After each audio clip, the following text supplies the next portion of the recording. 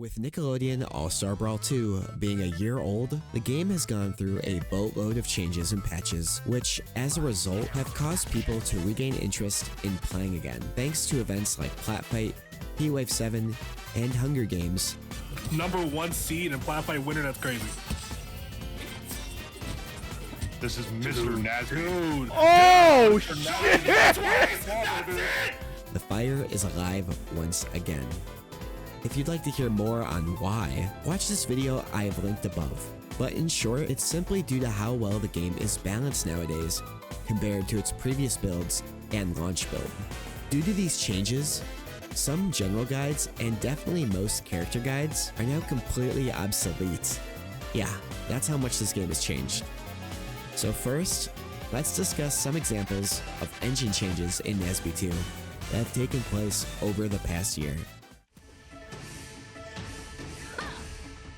For example, release parry has been removed, with only perfect shielding now being a thing. EX Strongs no longer add additional knockback, and Slime Cancel now has a reduction mechanic, making knockback weakened after using the ability. These are just a few examples of how the game has been altered that most will notice if they had previously played this game. Now, let's get into some more specific details on how NASB2's engine differs from Smash Bros. And other fighting games. Shield dropping is performed by pressing shield plus the special button at the same time. Shields can't be tilted or poked, but they can be broken and full shielded. When a shield break occurs, you'll need to mash out of it, similar to Super Smash Bros. Just keep in mind, jump does not aid you when trying to mash out of shield break or grabs. NASB2 also has air dashing instead of air dodging. It has a different way of performing taunts by using the analog stick plus a dedicated taunt button. The biggest and most obvious way NASB2 differs is the genre-changing inclusion of slime. You can spend meter to cancel your light, strongs, or dash attacks into other moves, blowing the combo potential wide open. You can use slime to enhance your strongs or specials. We've got EX moves now. You can spend slime meter to burst, getting you out of combos or saving yourself from dying. You can even use it to turn your air dodges into air dashes. The slime meter in NASB2 is the key that unlocks a boatload of options for the player. Slime grants you a bunch of options that we'll go over in bulk here, but I'll also most likely bring them up again during specific segments of this video. Starting off is slime canceling. This option is extremely flexible and allows you to cancel any move at any point during its duration. Here are some examples on how you can use this option. You can use this offensively for options that allow you to extend your advantage state by allowing you to chain even more options together. For example, as SpongeBob, a brawler, you normally finish an up air combo ladder by using up special or forward air to finish off the opponent, or just net more damage depending on their DI. But with slime canceling, you can potentially end the stock there with a strong up air after the up special and net yourself a kill off the top. Slime canceling a move that has hit an opponent results in them being frozen briefly, allowing you to hit them if you're in the position to do so. You can also use slime canceling on a move to act sooner than you normally would.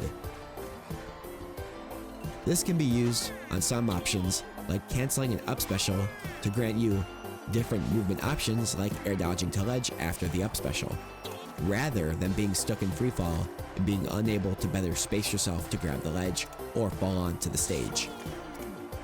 You can also use canceling to cancel end lag of a whiffed move that otherwise would get you punished in neutral, but doing this also uses a whole bar, so there is a risk-reward option when doing this. This option has plenty of character-specific techniques along with it, and combo routes associated with per character, so you'll need to play around with it a lot to see where this is possible and when it's viable to do so. Next up is Slime EX Specials, or Slime Enhanced Specials, however you want to call them. But this is one of the other ways you can use Slime to alter or upgrade your current special options. Every EX option brings something new to the table. This can be as simple as more distance or damage, or literally a completely new option that is locked behind the meter. Slime specials are coded as entirely different moves than their EX special options, so some of these options may look wildly different and mechanically act like entirely different moves. The usefulness of each of these is kind of character dependent and even option specific, so you'll need to really play around with each of these as you learn new characters. But to perform an EX special, simply hold down on the slime button, then input your special while holding slime. You'll see a green flash and then your enhanced special will activate. This is the same input for all specials, so you'll need to hold slime, then input up special, hold slime, then input down special, hold slime, neutral special, hold slime, side special. And this is the same for all of these, and you always need to hold slime until you click that special button. Then you can release. The other way you can use enhancements with slime is with your strong moves. This game's version of the smash attack. Slime Enhanced Strongs, or EX Strongs, they follow the same principle as EX Specials, but unfortunately are far less useful, at least currently, than EX Specials.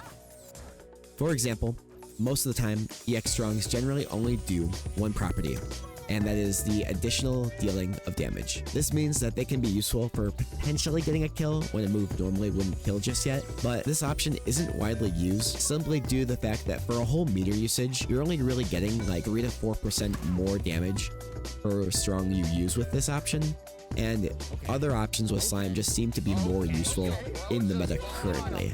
However, you still should know how to do it, and it's really easy to do so. With any grounded or aerial strong option, you'll hold slime, and then just click the strong button you'd like to see enhanced. Next up is Slime Burst, and this is one of the most polarizing and widely used mechanics for slime. It is a mechanic that, while you're in hit stun, allows you to cancel any knockback, hit stun, break an opponent's combo or string, and deals a hitbox to your opponent when they try to hit you that pushes them away from you. It doesn't deal any damage, but it is a pretty important feature of slime. This option, Burst, requires 2 bars of slime. You also need to be in a form of hit stun or knockback, and while you're in this state, you'll click shield plus slime inputs at the same time to do it. The hitbox that does come out with this move, Burst, can kill in very specific scenarios, but it's not really intended to do that. While it can seem like a very strong defensive option at lower level, you might see it constantly used, especially when you're at kill percent. This has its drawbacks extremely.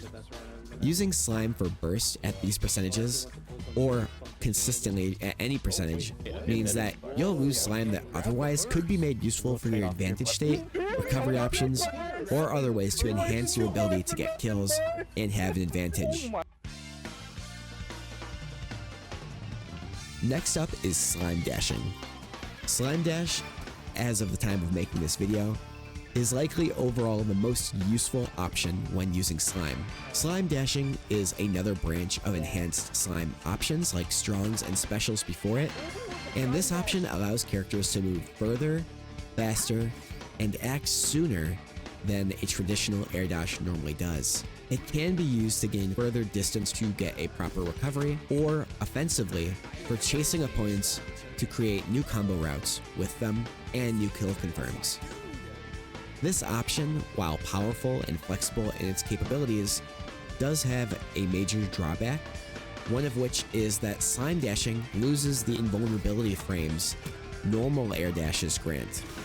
I would say it is best recommended to use this option constantly in train room or in friendly or casual matches just to learn all of the options you have with it. It's genuinely one of the greatest ways to use slime, both meta-wise, and it just looks really cool.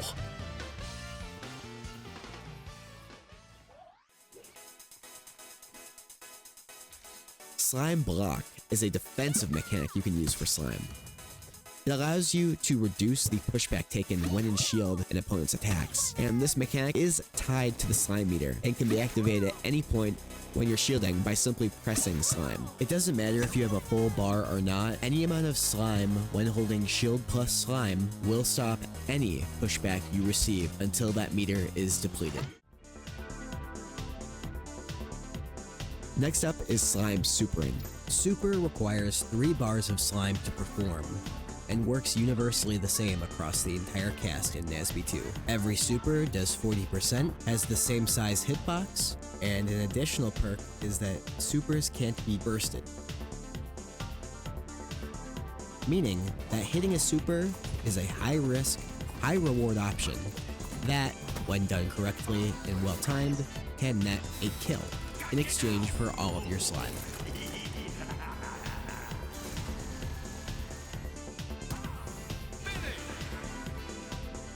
To do a slime super, you'll need to press the attack and slime button at the exact same time when you have 3 bars of slime. This option definitely should be one you explore, as currently the meta is heading towards using combos into super a bit more often.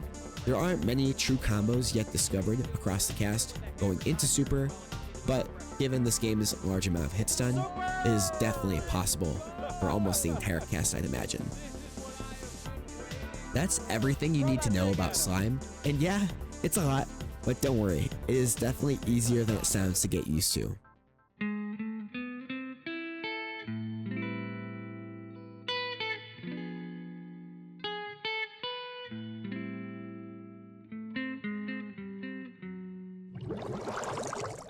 So, you want to learn how to DI.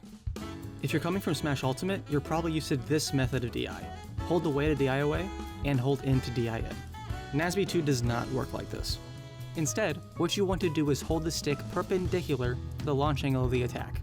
This will be very familiar to Melee players, but if you've never played it and the mere mention of perpendicular fries your brain like it does mine, think of it like you're influencing the angle of the move by pushing against it.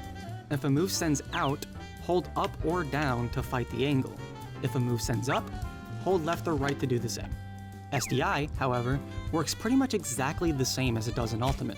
Simply wiggle the stick during hit lag, the frames where both players are frozen upon landing a hit, and you'll shuffle in the direction you wiggle towards. This is useful against multi-hit attacks and extended combos where you're getting hit multiple times in a row. Something to note with DI is that Plankton's neutral special can apply a unique status condition that reduces the effectiveness of your DI.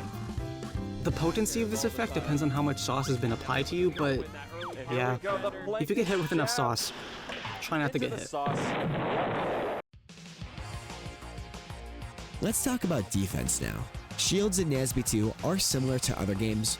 They cannot be poked, but there are shield breaks. In NASB2, you can up special or up smash out of shield. To do this, you just hold shield and click up special or up strong. There also is slime blocking, as mentioned previously, and shield pushback with teetering. Teeter in NASB2 is a mechanic that rewards a player for forcing an opponent into the corner. The corner in NASB2 essentially is the ledge of a stage. When pushed onto the ledge, your opponent will go into a teeter state where they are inactionable for a brief period of time. This allows you to get a punishing attack like a strong attack or super, but slime blocking prevents this from occurring. Instead of teetering when you're on a platform, you'll actually instead be pushed off of the platform instead of being put into teeter. Another mechanic with shields is the parry system. To parry in NASB2, you simply click the shield button as soon as the move would hit your shield. When successful, you'll be granted slime and some iframes.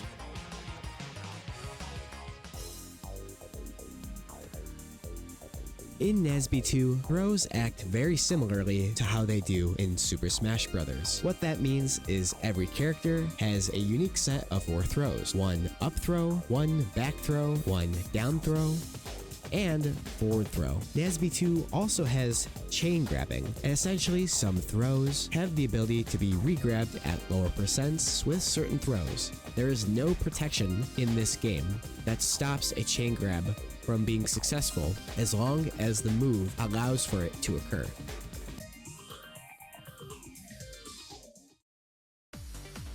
Moving on to air movement. In NASB2, air dodging gives you a brief amount of iframes, and you are actionable after each air dodge finishes. So that means you can do air dodge, neutral air dodge, directional air dodges into like a jump or an up special or whatever. You won't be put into some sort of free fall or a huge amount of lag either. And if you can air dodge in any direction, you can also wave dash. NASB2, like other modern platform fighters, has what's called a wave dash macro. Pushing, dodge, and the jump button at the same time will always give you a wave dash when you input a direction as well. This makes movement via wave dash incredibly easy and accessible compared to older games like Melee or other games as well without this like Project Plus. So if you ever wanted to do a wave dash, this game definitely has it the easiest for this macro. Shield dropping is a little different. It's a mechanic that allows you to shield and drop through a platform while continuing to hold your shield, making aggressive opponents below you or continually throwing at hitboxes on your shield a bit less troublesome to defensively deal with. To do it, all you need to do is push shield and special at the same time. No input direction is required. Moving on to ledges and wall jumps. And these are a couple things that are a bit different, but ledge dashing in NASB2 is performed the old-fashioned way by manually holding down off of the ledge to release, then jumping and pushing shield to air dodge onto the stage where it will give you a wave dash. NASB2 only grants you one additional ledge invulnerability per ledge grab off stage. This means that if you were to drop from ledge while off stage and then jump to regrab it, you will get ledge invulnerability that one time. However, as you try to grab it again without touching the ground, you will now be punishable. NASB2 also has unlimited wall jumping. Whenever there's a wall nearby, you would hold towards the wall, push away from the wall, and then tap the jump button to perform a wall jump. You can do this as many times as you want, as long as you can get back to the ledge again. Some more specific grounded movement is foxtrotting, which is another thing from Smash Brothers. And this basically consists of moving around the ground by repeatedly moving forward using your initial dash, as opposed to just holding the stick forward and doing their full dash animation. The foxtrot, simply tap the stick forward repeatedly and letting it return fully to neutral, then doing that again. You also can dash dance in this game really freely. There's also rolling in this game. There's 3 types. There's left roll, right roll, And finally, spot dodge. That's every aerial and grounded movement option I have to teach for you in NASB2. That's basically everything I'd have to tell you about this game. Some of it is very similar to Smash Brothers, and that's a lot by intention and design. Shield dropping, wave dashing, there's even drop canceling. If there are things you'd like to hear me talk about in the future, make sure to like and subscribe so you can see and tell me that these guides are something that you'd like to see more of in the future. Currently, I am working on a new guide for an advanced technique called dodge hopping. And it's a new universal technique that was discovered earlier this year that has yet to have a proper guide or advanced explanation of what's really going on and the applications behind it. So after this guide, I will be working on that, as well as some character guides as well. If advanced tech interests you, please let me know in the comments below, and yeah, just stay tuned for that. If you don't even own NASB2, by the way, and you are interested in getting it, I would definitely recommend getting this game on a modern console or PC if you have the option. If you're looking for guides, coaching, practice, and a bunch of resources, I recommend checking out the Nick Brawl Grind server. It has a ton of resources to help you improve, including top players who are willing to coach for free or for paid coaching, just play matches, or just giving advice. And it's honestly the best way to get practice for matchups in this game, rather than just playing ranked all the time. And most tournament VODs are posted on the YouTube channel Cherry NASB Tournaments, or simply called CNT. This is a tournament archive channel that has archived VODs, as well as individual matchups cut from weeklies, majors, and regional events. If you're on StartGG, I've also linked the NASB2 Tournament Hub. It's an easy way to locate what NASB events are happening and when. If you're interested in content creators, well, hi, subscribe. But no, seriously, there are other creators besides me to choose from. If you'd like to see more videos like this, or just more videos sooner, because I do upload stuff to my YouTube membership program, you can support me financially for just 99 cents a month. And it's really awesome because you get emotes, you get a ton of new videos that you get to watch, you get to see videos earlier than when they go public, all for 99 cents. And that's really awesome, and obviously it's optional, of course. Make sure to like and subscribe for my next video. It'll be coming out in the near future. Let me know if you'd like to see that, which characters you'd like to see first. Thanks for watching, and I'll see you all in the next video.